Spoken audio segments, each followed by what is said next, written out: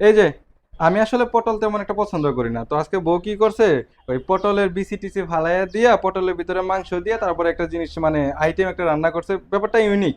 এখন এটার নাম কি দিব আপনারাই বলেন, পটল কুপ্তা দিব নাম নাকি ওই যে মাংসের কুপ্তা দিব?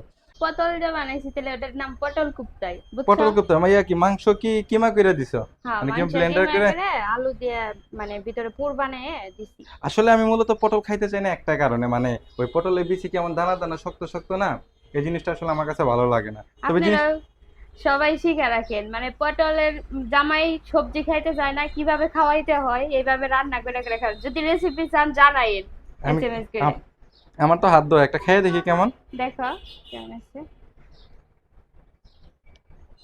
মজা তো, মানে যারা ওই পটল টটল পছন্দ না করে তাদের জন্য মানে ব্যাপারটা একটু মজাদার হইতে পারে, মানে খেয়ে দেখতে পারেন, ভালোই আছে, খারাপ না। আর আমি ওই ব্লগারের মতন